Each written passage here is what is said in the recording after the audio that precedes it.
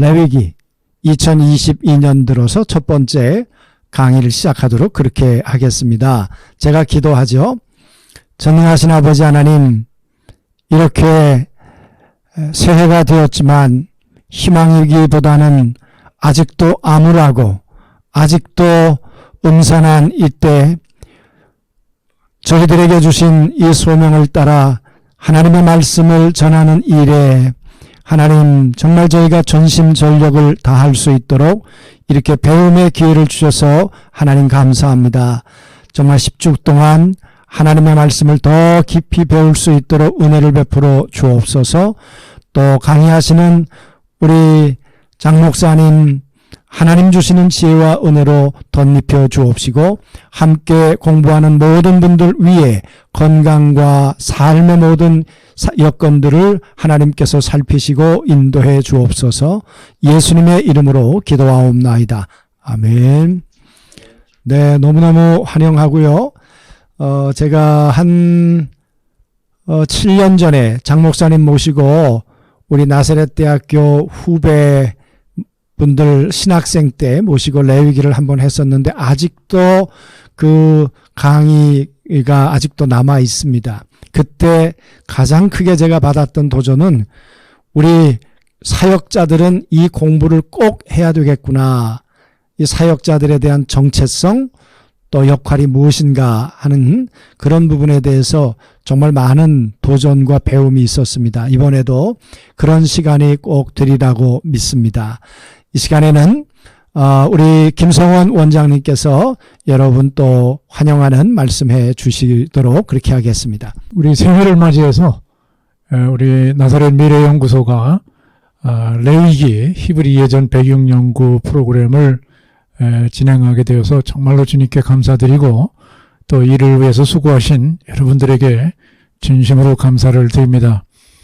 특별히 이렇게 좋은 장비를 제공해 주시고 또 이 일을 위해서 열심히 수고를 해 주시는 우리 윤문기 목사님 진심으로 감사를 드립니다. 그리고 우리 강사님께서 굉장히 바쁘시고 또 서울에 계시고 그럼에도 불구하고 이렇게까지 내려오셔서 우리를 위해서 이렇게 좋은 강의를 해 주셔서 대단히 감사합니다. 우리 미래연구소가 지난번에 내러티브 성경 공부를 했고요. 그 다음에 성지순례 배경에 대해서 쭉 공부를 했습니다. 그 다음에 이번에는 우리가 목회하면서 가장 중요한 성경적인 예배의 영성을 공부하는 좋은 시간이 되겠습니다. 이 일을 위해서 많은 연구를 하시고 실질적인 그런 그 체험을 하신 우리 그 장재일 목사님께서 강의를 해주시겠습니다. 장재일 목사님은 예루살렘 대학교에서 석사학위를 하시고 지금 홀릴랜드 대학교에서 이제 박사과정을 이제 마치시고 지금 캔디데이트 상태에 있습니다. 밥 아카데미 대표로 계시고요. 레위기에 관한 책도 쓰시고 여러 가지 책을 쓰셨는데 특별히 레위기에 관한 책을 쓰셨습니다. 이제 앞으로 10주 동안 이제 수고를 해 주실 텐데 이번에도 아주 많은 분들이 이렇게 참여를 해서 너무나 반갑고 여러분들에게 감사한 마음입니다. 우리 강사님 나오실 때 우리 어떻든 박수를 치시면 카메라를 보고 박수를 치시면 강사님이 들으시지 않을까 그런 생각이 듭니다. 자, 강사님 나오실 때 환영의 박수로 부탁합니다. 여러분 반갑습니다. 잘들 지내셨죠?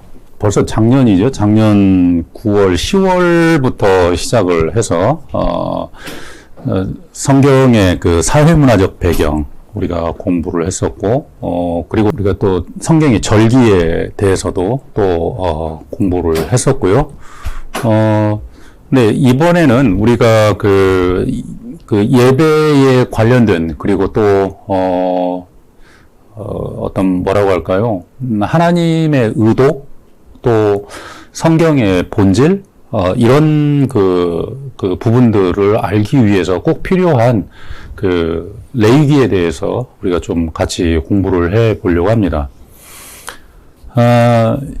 일반적으로 우리가 그 성경의 그 텍스트들을 공부를 하는 게 어떻게 보면 목회자들한테 굉장히 중요한 그런 부분이죠. 왜냐하면 사역을 하기 위해서는 당연히 그 성경을 봐야 되는 거고, 그래서 성경의 여러 부분들을 공부를 해야 되고, 그러니까 성경 자체도 공부를 해야 되지만 지금 우리가 하고 있는 것처럼 어떤 그 베이스와 관련된 그런 부분들도 공부를 해야 되고요. 여러 부분들을 그 공부를 하게 되는데, 근데 그 중에서도 가장 중요하게 생각해야 될 부분이 있습니다. 물론 우리가 지난번에 했었던 사회문화적 배경이나 또는 절기에 관련된 공부들이나 이런 것들도 성경을 보기 위한 그런 안목을 놓는 그런 중요한 과정인데, 그러면서도 더 중요하다라고 이 얘기할 수 있는 그 부분이 바로 이 레위기 공부입니다. 실제로 이스라엘에서 그 어린아이들이 그 초등학교, 중학교, 고등학교 정도까지 그러니까 의무교육하는 그런 저기들에서는요, 이 뭐라 그럴까요? 이 성경 공부를 하게 돼 있습니다. 근데 성경 공부를 할 때 우리 같으면은 가장 먼저 창세기부터 공부할 것 같지 않습니까? 근데 이스라엘의 그 교육 과정에 어린아이들한테 가장 먼저 교육을 시키는 게 그게 레위기입니다. 그러니까 창세기부터 공부를 시키는 게 아니고요. 레위기부터 공부를 시키게 돼 있는데, 이 레위기를 공부를 시키는 가장 기본적인 이유가 뭐냐면은, 아직 어린아이들이 성경에 대해서 본격적으로 공부하기 전에 상태가 마치 하얀 백지장과 같은 그런 상태라는 거예요. 그러니까 성경의 개념에 대해서, 성경에 대해서 백지장과 같은 그런 그 상태인데, 이 상태에 가장 먼저 어떤 거를 그려 넣느냐, 그리고 그게 가장 중요하다라고 생각이 될 건데, 가장 먼저 그려 넣어야 되는 그런 그 책을 레위기라고 얘기를 해요. 이유가 뭐냐면은, 레위기라고 하는 거는, 우리가 이제 그 공부를 하겠지만은, 제사의 법칙들이나 또 제사의 순서나 또는 방법이나 이런 것들을 이 얘기를 하는 그런 그 책이라기보다는, 하나님께서 당신의 백성들에게 무엇을 원하시고, 그리고 왜 원하시고, 그리고 왜 그렇게 해야 되는지를 사실은 레위기를 통해서 배울 수 있다라는 겁니다. 그래서 그 유대인들이 어린아이들에게 성경을 가르칠 때 가장 먼저 레위기를 가르치면서 하나님이 어떤 분이신지, 또 그 하나님을 섬기는 사람은 어떻게 행동을 해야 되는 건지 라는 거를 가르치기 위해서, 그래서 레위기를 가장 먼저 공부를 시킨다라고 이렇게 그 얘기를 하는 겁니다.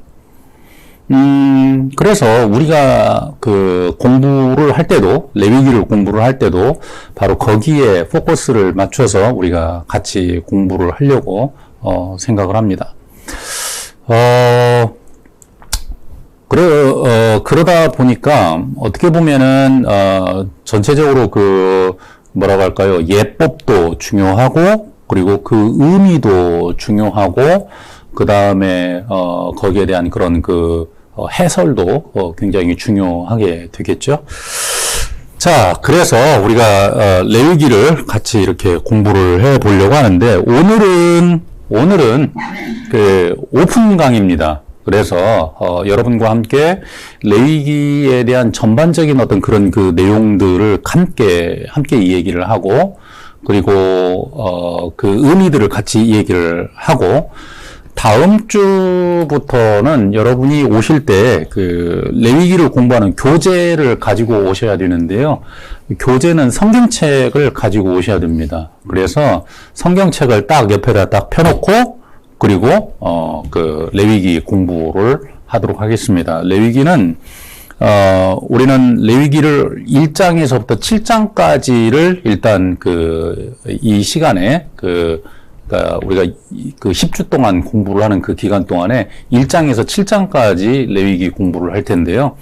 1장에서 주로 이 얘기를, 1장이 번제를 얘기를 하는 거고, 2장이 소제, 3장이 화목제, 4장, 5장, 6장까지 그게 속죄제, 속건제, 그 다음에 6장 후반부에서부터 7장까지가 그게, 어떤 부가적인 그런 설명들에 관련된 그런 내용들이 이렇게 1장에서 7장까지 들어가 있습니다. 그래서 우리가 제사와 관련된, 그러니까 우리가 예를 들어서 7대, 어떤 분들은 7대 제사, 8대 제사, 이렇게 이 얘기를 하는데, 그런 어떤 그 제사들이 바로 1장에서 7장까지 이 얘기를 하는 과정 가운데 전부 다, 등장을 하게 되고, 그리고 어떻게 제사들을 진행을 할 거며 그 의미가 뭔지에 대해서 우리가 세세하게 이렇게 그 이야기를 하도록 하겠습니다.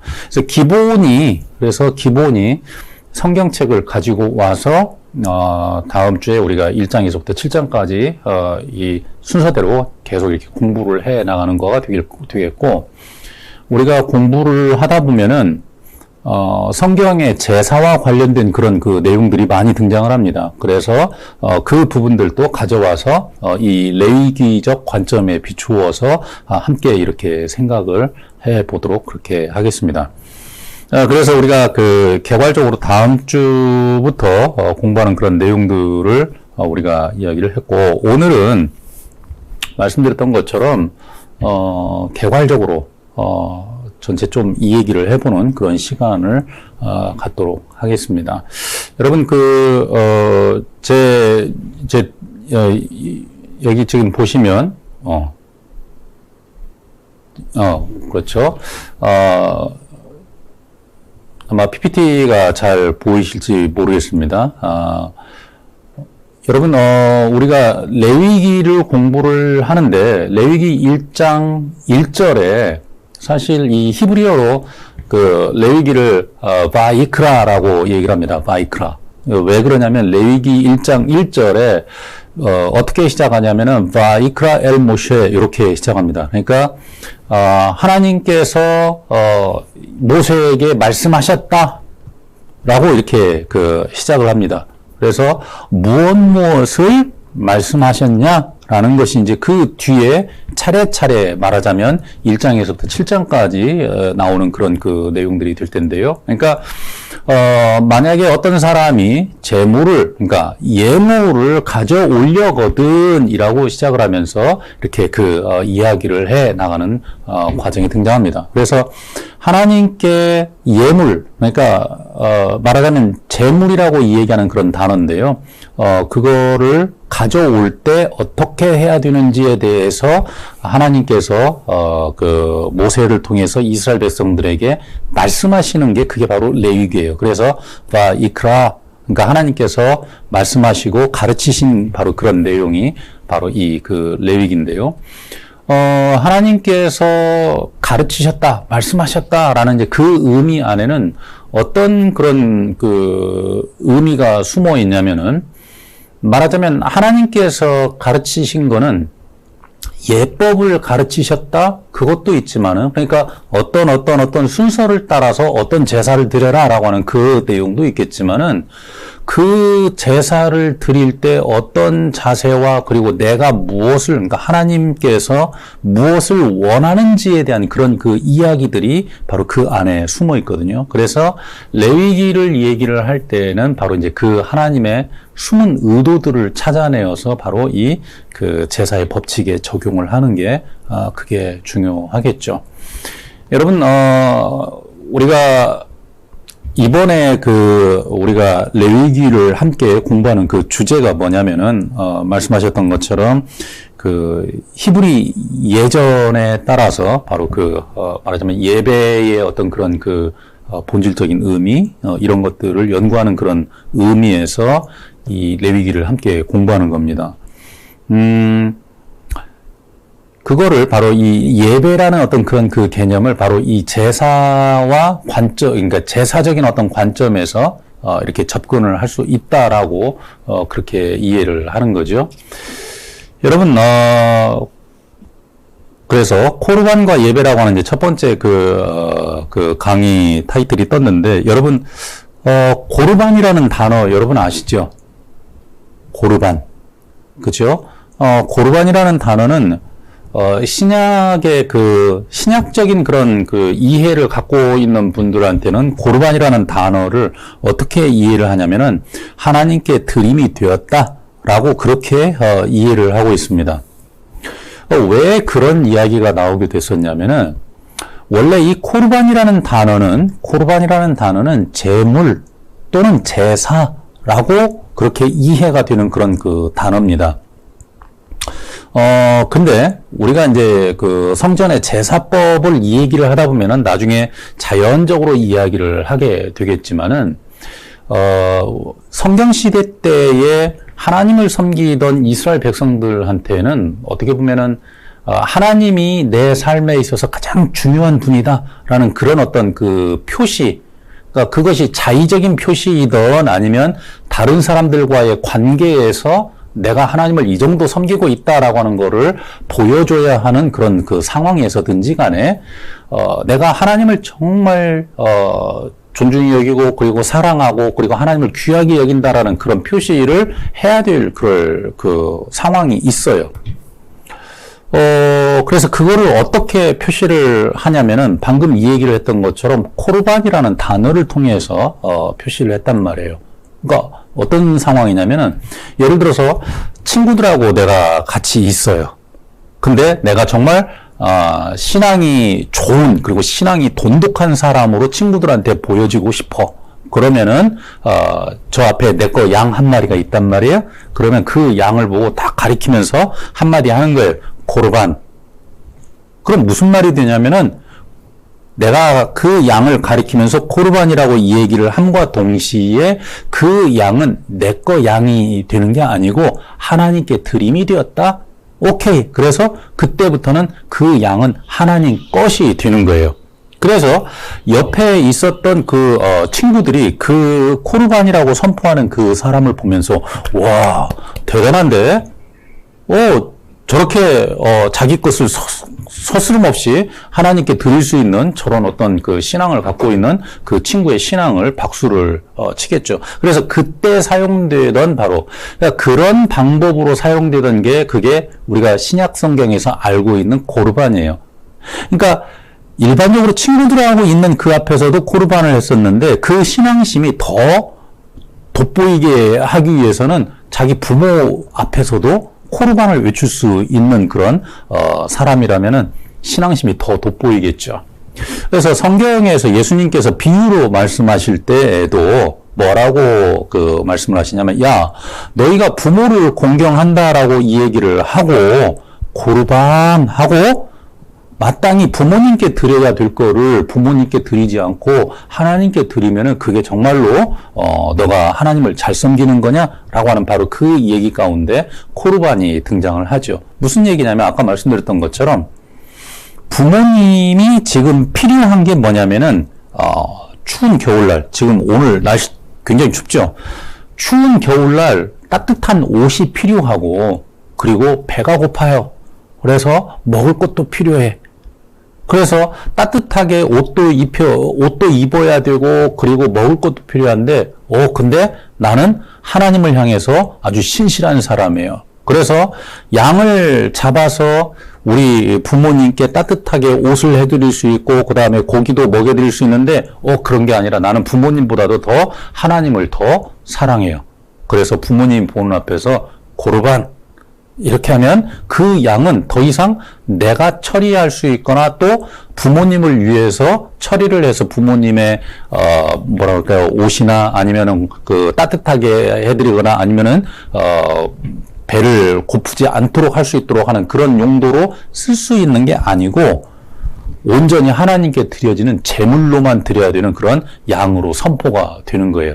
그러니까 부모님 앞에서 고르반을 이 얘기를 하는 그 사람이 신앙적으로 굉장히 이렇게 돋보일 수 있는 어떤 그런 그 상황이 되겠죠. 그래서 그때 사용하는 그 고르반이 말하자면 우리가 알고 있는 고르반의 전부예요. 하지만 원래적으로 이 코르반이라는 단어는 아까 말씀드렸던 것처럼 제사 또는 제물이라는 그런 것들을 표현하는 그런 단어였어요. 여러분, 여기서 우리가 잠깐 히브리적 관점 또는 히브리적 사고 방식을 이 얘기를 해야 될 필요가 있어요. 여러분은 우리가 언어라고 이 얘기를 하는 거는 뭐라고 할까요? 이 딕션, 그러니까 말로써 표현을 해서 그 말 철자대로 우리의 머리에 박히는 어떤 그런 의미도 있지만 뉘앙스라는 것도 있습니다. 그렇죠? 그러니까 말의 철자의 그 의미와 또 반대적으로 뉘앙스적인 그런 의미라는 게 있어요. 근데 이게 서로 상반될 그럴 그 상황도 있어요. 예를 들어서 야 잘한다. 야 너 잘한다. 그거하고 잘한다. 그거하고 같아요? 달라요? 달라요. 철자는 똑같아요. 그쵸? 잘한다. 그쵸? 근데 뉘앙스는 전혀 다른 개념으로 나타난단 말이에요. 그쵸? 히브리 사람들이 코르반이라는 단어를 원래 어디에 썼었냐면 사실은 하나님을 굉장히 굉장히 사랑하고 굉장히 하나님께 그 자기의 열정을 실제적으로 드러내는데 썼어야 됐었던 그런 단어였는데 아까 히브리적 사고방식을 제가 이 얘기를 해야 된다라고 그랬죠. 여러분 머릿속에 제사라는 단어를 들으면 여러분 머릿속에는 어떤 그런 그 이미지가 떠올라요? 성경에는 많은 제사들이 있잖아요. 그죠? 제사. 여러분 제사 그러면 어떤 이미지가 떠올라요? 뭔가를 막 태우고 그리고 막 사람들이 북적거리고 하는 그런 이미지가 떠오르나요? 그래요. 그럴 수 있을 것 같아요. 근데 우리가 히브리적 사고방식이라는 그 부분도 사실 우리가 조금 더 그 공부를 해야 될 필요가 뭐냐면은 사실은 우리가 성경을 읽을 때 우리가 우리나라 말로 번역된 그 성경을 읽으면서 우리가 모르는 그러니까 무의식 중에 그 철자들이 쓰여 있는 그런 단어들을 읽으면서 우리의 머릿속에서는 다른 이미지들이 떠오르는 경우가 많아요.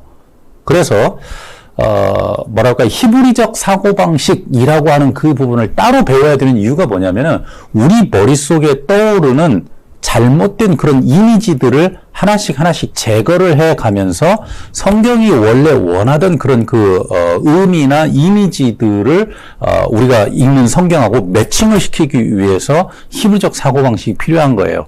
예를 들어서 금방 우리가 얘기했던 것처럼 우리가 성경에서 제사라는 단어를 읽으면 우리 머릿속에서는 어떤 이미지가 떠오르냐면은 불에 태우는 그런 그 이미지 또는 뭔가 사람들이 뭔가 양염소를 막 잡고 막 하는 그런 이미지, 심지어는 우리나라 사람들이 제사 드리는 그런 그 이미지도 떠오르기도 해요. 근데 그런 이미지들이 과연 성경이 이야기하는 원래적인 그런 제사의 이미지냐?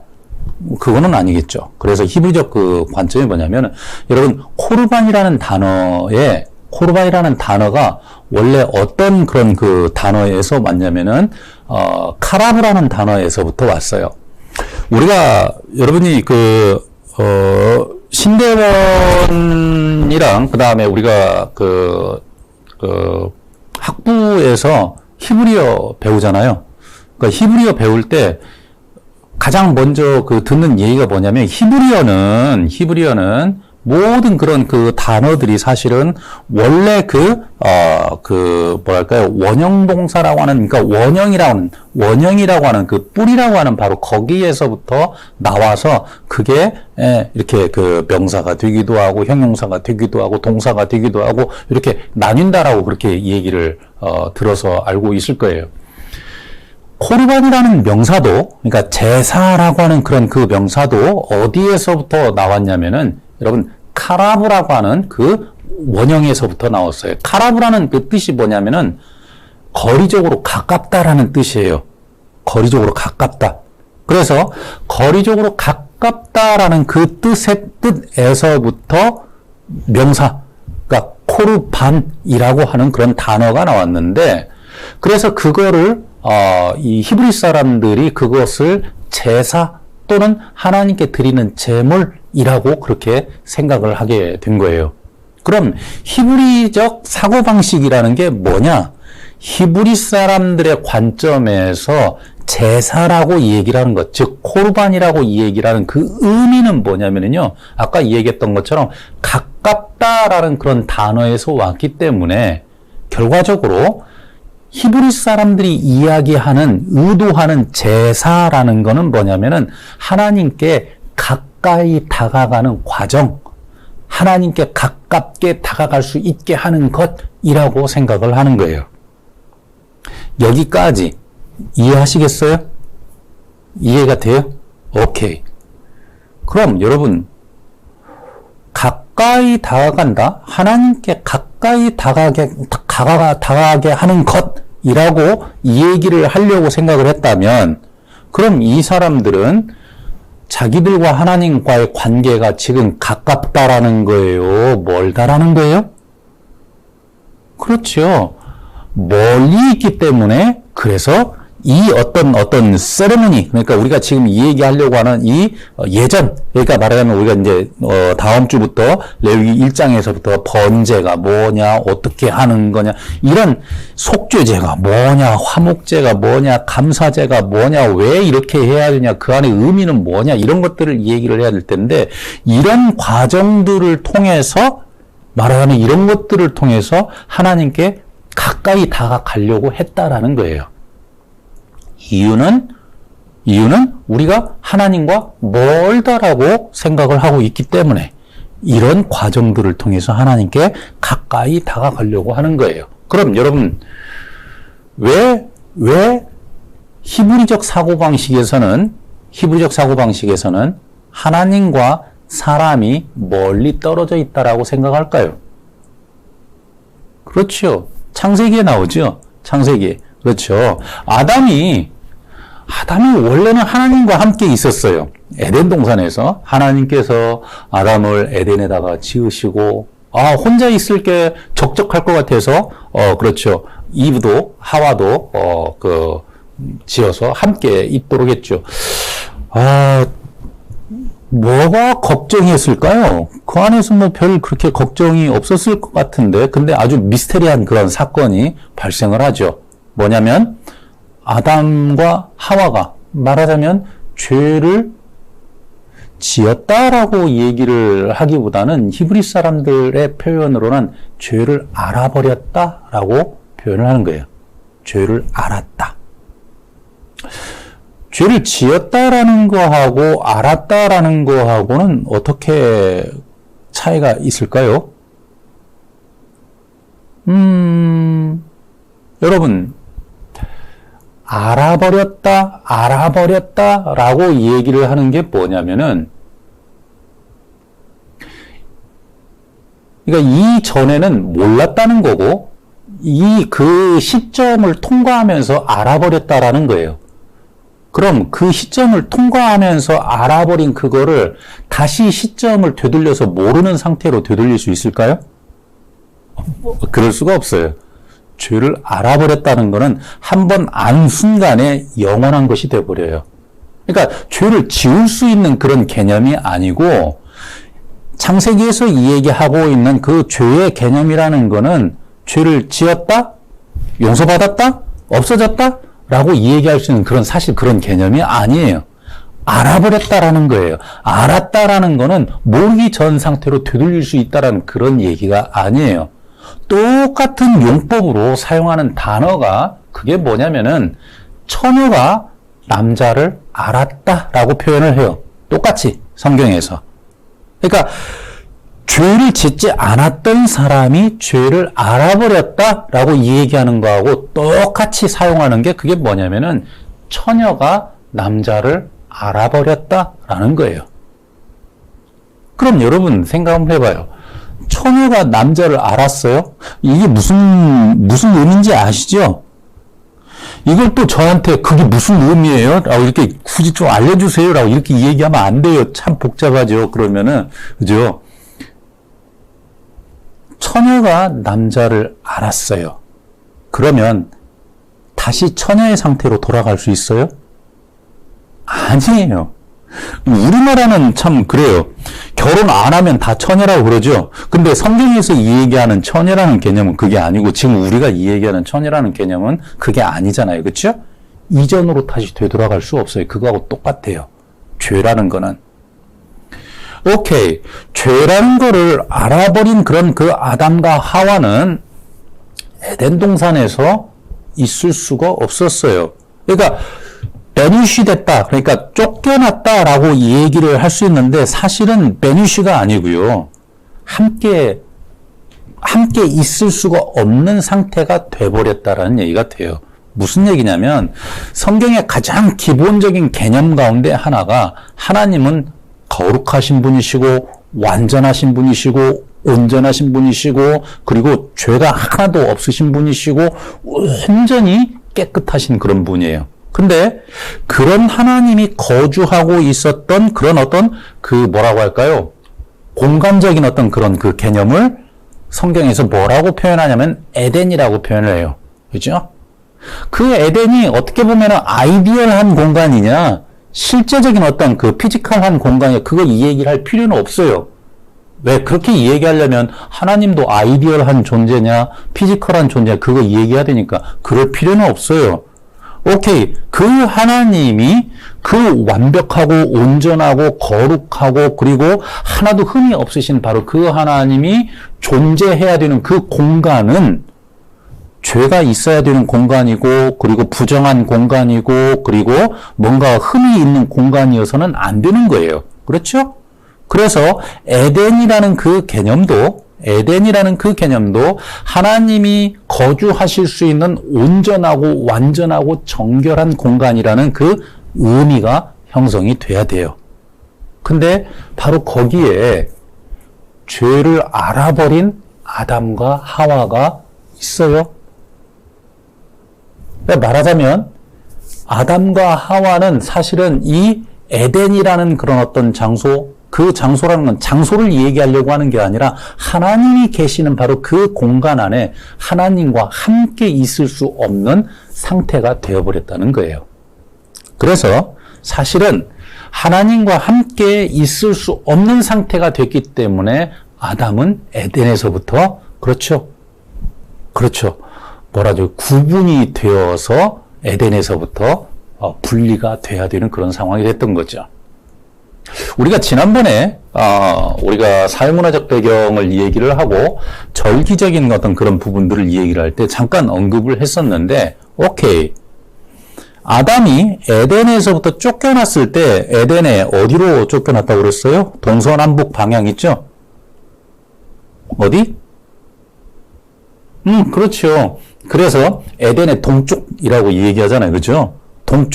동쪽으로 쫓겨났어요. 쫓겨났다. 다시 돌아갈 수 있을까?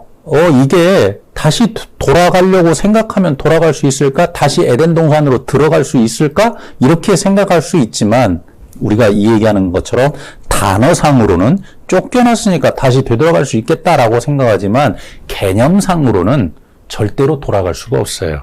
왜? 아까 얘기했잖아요. 이미 알아버렸기 때문에 모르던 그 상태로 돌아갈 수가 없는 거예요.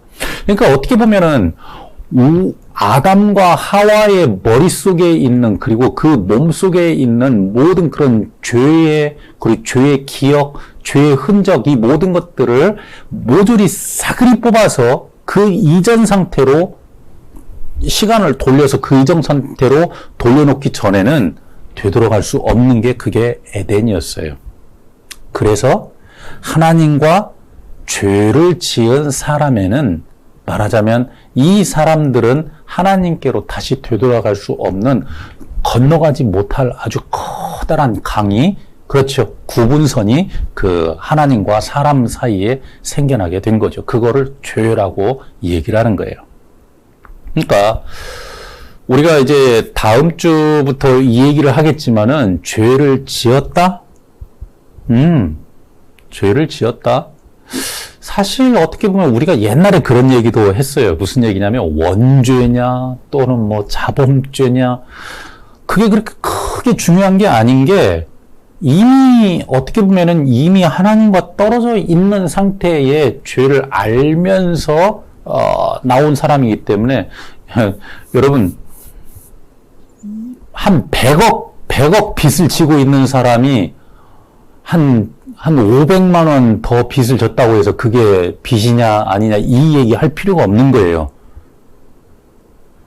50만 원짜리는 죄고 500만 원짜리는 500만 원짜리는 죄고 50만 원짜리는 죄가 아니다. 이렇게 이 얘기 할 필요가 없는 거예요. 왜? 이미 100억이라는 죄 안에 100억이라고 하는 그 부채 안에 있기 때문에. 그렇죠? 그러니까 이게 자범죄 또 이렇게 지으면 이게 죄입니까? 아닙니까? 그렇게 얘기할 필요가 없어요. 왜? 사람 자체가 이미 죄라는 어떤 그런 그 카테고리 안에 있기 때문에. 그래서 히브리 사람들이 생각하는 것처럼 하나님께 되돌아가고 싶어요. 하나님께 가까이 다가갈 수 있는 방법이 뭘까요?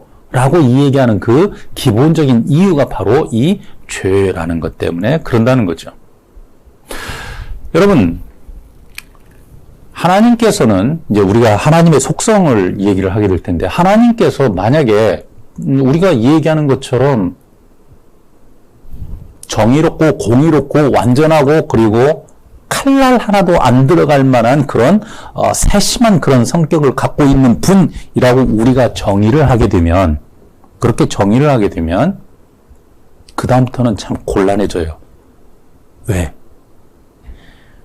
우리가 지은 모든 그런 죄와 잘못과 허물을 바로 그 하나님께 그대로 심판을 받아야 되기 때문에 그래서 성경에서 기록되어 있는 하나님이 사실은 이스라엘 백성들이 하나님이 어떤 분인지 알아요. 정확하게. 그리고 그분 앞에는 속일 수도 없고 그리고 벗어날 수도 없고 완벽하고 온전하고 그리고 칼날 하나도 안 들어갈 만큼 아주 정확하게 우리를 판단하신 분이라는 걸 알아요. 그럼에도 불구하고 그 하나님께 정말 간절히 구하고 싶은 건 뭐냐면 다시 하나님께로 다시 되돌아가고 싶어요. 라고 하는 그런 뭐라고 할까요? 간절한 소망이에요. 그래서 성경에는 하나님의 속성이 두 개로 나타나요. 공의로우시고 정의로우시고 그리고 불의한 자를 판단하시고 심판하시는 하나님인 반면 어떤 성품이 또 있냐면 긍휼하시고 자비로우시고 그리고 인애로우시고 사랑이 많으시고 근데 그렇게 이 얘기를 해야 될 이유가 뭐냐면은 지금 우리가 이 얘기 하려고 하는 바로 이 코르반 때문에 그래요. 하나님께 돌아갈 수 있는 그런 방향성이 그리고 돌아갈 수 있는 그런 어떤 주체적인 어떤 그런 역할이 사람에게 있을까요? 하나님께 있을까요? 다시 생각해봐요. 여러분, 하나님께서 레위기를 모세에게 이야기하셔서 사람들에게 이거 이렇게 해라라고 이 얘기를 하는 거는 사람들이 그런 어떤 행위적인 것들을 순서에 따라서 이렇게 하면 하나님께서 받아주시겠다라는 거예요. 그러니까 말하자면 그렇게 하기만 하면 그냥 하나님께로 갈 수 있는 거예요? 아니요. 원래 처음 시작은 뭐냐면 하나님께서 오픈을 하신 거예요. 무슨 말이냐면은 사실은 아무리 사람이 하나님을 너무너무 사랑해요. 너무너무 존중히 여겨요. 하나님을 너무너무 경외해요. 라고 해도 하나님께서 오픈을 하지 않으시면은 사람은 하나님께로 돌아갈 수가 없는 거예요. 그래서 하나님의 뭐가 필요한 거냐면 하나님의 사랑이 필요한 거고 우리의 죄를 용서해 주시는 하나님의 긍휼하심이 필요하신 거고 우리를 불쌍히 여기시는 자비하심이 필요하신 거고 그래서 그렇게 하나님께 간구를 하는 거예요. 그랬더니 하나님께서 그렇죠. 사람들에게 오케이. 그래서 문을 여셨어요. 이 길을 통해서 들어와라 라고 얘기하면서 그래서 모세에게 말씀하신 게 그게 바로 레위기라는 거예요. 이런 방법으로 이렇게 하면 내가 그 기도를 듣고 그리고 그 제사를 받고 너의 죄를 용서하겠다. 여러분 아까 얘기했잖아요. 죄라는 거는 용서받을 수 있는 게 아니에요. 원래 그 의미적인 그 속성이 뭐냐면은 한 번 죄가 들어와 버렸기 때문에 우리가 죄를 모르는 상태로 되돌아가는 게 아니에요. 그럼 여러분 우리의 머릿속에서 죄가 없어지지 않는데 어떻게 용서라는 단어가 실행이 될 수 있을까요? 그게요. 여러분의 머릿속에서 죄를 지우는 게 아니고 하나님의 머릿속에서 여러분의 죄를 지우는 거예요. 내가 너를 더 이상 죄인으로 인식하지 않겠다. 그거예요. 이런 행위를 하면서 너의 의도와 의중을 나한테 보여주면 내가 너를 죄인으로 인식하지 않겠다. 그래서 너를 옛날에 아담이 나와 함께 있던 그 상태로 나와 함께 있게 하겠다. 그 결과적으로 여러분 뭔지 아세요? 사실 제사를 드리는 어떤 그런 원래적인 그런 어떤 예전이나 방법이나 모든 거에 있어서 사람이 주체적으로 하나님께 할 수 있는 거는 사실 없었어요. 아무것도 아니에요. 사실 사람이 하는 거는 nothing이에요. 아무것도 아니에요. 여러분이 소 한 마리 가지고 와서 하나님께 드린다 그래도 사실은 그거 하나님께는 nothing이에요. 아무것도 아니에요. 우리가 이제 제사법을 하다 보면은 아니 그것도 제물이 돼요? 라고 얘기할 수 있는 게 많아요. 아니 생각해보면은 아니 하나님 그 정도만 받으시고도 우리 죄를 용서해 주신다고요? 그럴 수 있는 게 많아요. 근데요 그게 뭘까요? 우리가 하나님 앞에 가지고 가는 제물이 중요한 게 아니라 하나님께서 그 제물이 크던 작던 그 제물을 가져오는 우리를 하나님께서 어떻게 인식하시겠다라고 선포하신 바로 그게 중요한 거예요. 그래서요, 여러분, 레위기를 공부를 할 때는 사람의 관점에서 공부를 해야 되는 게 아니라 무슨 말이냐면은 제례자의 입장에서 어떻게 제사를 드려야 된다, 무엇을 가져와야 된다라고 하는 거를 공부하는 게 아니고 그거를 하나님이 왜 원하실까? 왜 그거를 원하실까? 그리고 그 가져온 재물을 가져온 사람은 어떤 자세로 하나님께 드려야 되는 것인가? 그거를 즉 하나님의 마음을 이해를 하려고 하는 그 관점이 사실은 우리가 이 레위기를 공부하는 그 관점이어야 되는 거예요. 무슨 얘기인지 아시겠어요? 이렇게 얘기하면은 좀 섭섭하겠지만은 재물을 가져오는 사람은 사실은 nothing이에요. 의미가 없어요. 아까도 말씀드렸지만은 그 사람이 1,000,000원짜리 재물을 가져온다고 그래서 아니 1억짜리를 가져온다고 해서 10억짜리를 가져온다고 해서 그게 하나님께 의미가 있는 게 아니에요. 여러분 10억짜리를 받으시면 하나님께서 죄를 용서해 주실까요? 그러니까 말하자면 그렇게 되면은 이제 우리가 이 얘기하겠지만 문제가 상당히 심각해져요. 그러니까 우리의 입장에서 재물의 크고 작음을 얘기를 하려고 하면 그때부터 문제는 상당히 심각해져요. 왜냐하면 하나님께서 10억짜리는 받으시는 하나님이다. 적어도 10억짜리는 받으시는 하나님이다. 라고 그렇게 이 얘기를 함과 동시에 하나님은 9억 9,999만 원짜리는 안 받으시는 하나님이 되는 거예요. 그죠? 하나님이 그렇게 9억 9,999만 원짜리는 안 받으시는 하나님이 됨과 동시에 사람들도 9억 9,999만 원짜리 가져오는 사람들은 그렇죠? 하나님의 눈에 찰 수 없다라는 그런 얘기가 돼요. 무슨 말이냐면은 우리가 레위기를 공부를 할 때 예물이나 재물이나 또는 재례에 포커싱을 해서 순서가 이게 맞습니까? 예, 맞아요. 근데 여기는 왜 다르게 돼 있죠? 왜 이거하고 요거는 이렇게 접근을 하면 골치가 아파요. 왜? 우리가 뭐라고 할까요? 물론 명확한 어떤 구분이나 이런 것들이 다 있어요. 근데 제사라는 거는, 그리고 이 코르반이라고 이 얘기를 하는 거는 커다랗게 이 얘기를 했을 때 재물을 가져오는 사람의 그 어떤 재물의 가치나 그 사람의 열정이나 여기에 근거해서 코르반을 얘기를 하는 게 아니고, 코르반, 즉 받으시겠다라고 먼저 열어놓으신 하나님의 관점에서 이해를 해야 되는 거기 때문에, 사실 재물의 크고 작음을 이 얘기를 하는 거는, 그리고 물리적인 어떤 그런 제사의 법칙들을 이 얘기를 하는 거는 그렇게 크게 의미가 없어요. 어쨌든 코르반이란 뭐냐면은 히브리스 사람들의 관점에서, 그래서 하나님께 가까이 다가갈 수 있는 방법이기도 하고, 그리고 수단이기도 하고, 그리고 루트가 되기도 해요. 그게 바로 제사예요. 그리고